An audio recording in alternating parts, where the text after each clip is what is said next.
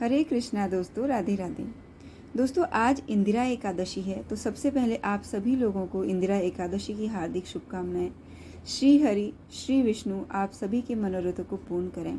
दोस्तों, इससे पहले कि मैं आपको इंदिरा एकादशी की कथा सुनाऊं, आपको बताना चाहूँगी कि धर्मराज युधिष्ठिर ने एक बार भगवान श्री कृष्ण से आश्विन कृष्ण एकादशी यानी कि इंदिरा एकादशी के महात्म्य के बारे में पूछा था। तब भगवान श्री कृष्ण ने इस एकादशी के महात्म्य को युधिष्ठिर जी को सुनाया था और इस व्रत को करने से, इसकी कथा को सुनने से क्या पुण्य प्राप्त होते हैं उसके विषय में भी बताया था। तो आइए हम भी कथा सुनते हैं और कुछ बहुत पुण्य के भागीदार हम भी बनते हैं। तो दोस्तों, सतयुग में इंद्रसेन नामक एक राजा थे जो कि महिष्मती नगर पर शासन करते थे। भगवान विष्णु के भक्त थे। उनके पास किसी भी चीज की कमी नहीं थी। एक दिन उनके दरबार में नारद मुनि पधारे। राजा ने उनका आदर किया, सत्कार किया और उनके आने का कारण पूछा। तब नारद जी ने राजा इंद्रसेन को बताया कि वो तीनों लोकों में भ्रमण करते रहते हैं और इसी तरह एक दिन वो यमलोक गए और यमराज से भेंट की और उसी दौरान उन्होंने उनके पिता को देखा। वे यमलोक में थे। नारद जी ने राजा इंद्रसेन को उसके पिता का संदेश बताया। उसके पिता ने कहा था कि किसी कारणवश उनसे एकादशी व्रत में कोई विघ्न बाधा हो गई थी, जिसके फलस्वरूप उनको यमलोक में यमराज के पास समय व्यतीत करना पड़ रहा है। यदि उनका पुत्र अपने पिता के लिए इंदिरा एकादशी का व्रत करता है तो इससे यमलोक से मुक्त होकर उनको स्वर्गलोक में स्थान मिल जाएगा। तब राजा इंद्रसेन ने नारद जी से आग्रह किया कि कृपा करके इंदिरा एकादशी व्रत के विधि को वो उनको बताएं। नारद जी ने कहा, इंदिरा एकादशी के व्रत के दिन सबसे पहले स्नान करना होता है। उसके पश्चात भगवान शालिग्राम के समक्ष अपने पितरों का श्राद्ध करना होता है। विधि पूर्वक ब्राह्मणों को फलाहार करना होता है, भोजन कराना होता है, दक्षिणा देनी होती है और गाय को भी भोजन कराना होता है। उसके बाद श्री हरि विष्णु का पूजन किया जाता है। धूप, दीप, गंध, पुष्प, नैवेद्य इत्यादि की सहायता से। रात्रि के समय में जागरण अगर कर सकें तो बहुत उत्तम माना जाता है।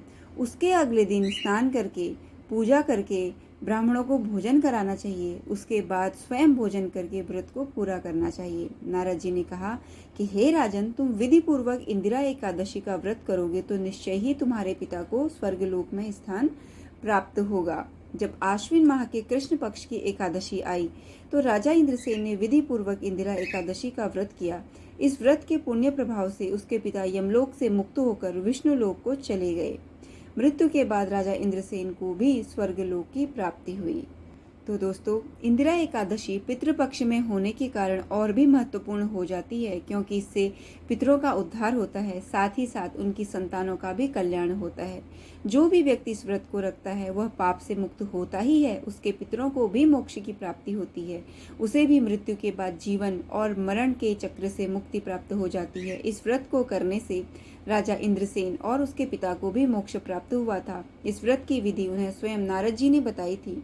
इस महत्व के कारण भी सभी लोगों को यह व्रत अवश्य ही करना चाहिए। अगर किसी भी कारणवश अपने पितरों के लिए श्राद्धों में आप तर्पण, श्राद्ध, पिंडदान आदि जैसे कार्य नहीं कर पाए हैं तो इंदिरा एकादशी का व्रत अवश्य रखें। ईश्वर के साथ साथ इस व्रत को करने से आपके पितर भी प्रसन्न और तृप्त हो जाएंगे। वे आपको आशीर्वाद देंगे क्योंकि आपने उनके मोक्ष के लिए मार्ग खोल दिया है। इस व्रत के पुण्य प्रभाव से आपका स्वयं का भी उद्धार होगा। लेकिन एक बात ध्यान रहे दोस्तों, इस व्रत के दिन अन्न का सेवन वर्जित माना गया है। अगर संभव हो तो जल भी ग्रहण नहीं करना चाहिए। अगर आपके घर में शालिग्राम जी हैं तो उनकी पूजा जरूर करनी चाहिए। दोस्तों, पूजा में तुलसी के पत्ते, पीले कलर के फूल, गंगाजल और फलों का उपयोग आप कर सकते हैं।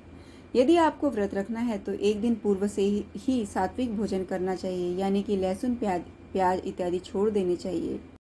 हिंदू पंचांग के अनुसार आश्विन मास के कृष्ण पक्ष की एकादशी तिथि 20 सितंबर मंगलवार यानी कि कल रात को 9:26 पर शुरू हो गई थी और तिथि का समापन आज यानी कि 21 सितंबर बुधवार रात 11:34 पर होगा। उदया तिथि के अनुसार इंदिरा एकादशी व्रत 21 सितंबर यानी कि आज ही रखा जाएगा। बात कर लेते हैं पारण की। एकादशी व्रत का पारण 22 सितंबर यानी कि कल सुबह 6:09 से 8:35 के बीच में करना होगा। दोस्तों आज के वीडियो में बस इतना ही। अगर आपको वीडियो पसंद आया है तो मेरे चैनल को सब्सक्राइब करें, वीडियोस को लाइक करें, शेयर करें। जल्द मिलूंगी किसी और वीडियो के साथ। तब तक के लिए अपना बहुत सारा ध्यान रखें। नमस्कार, राधे राधे, हरे कृष्णा।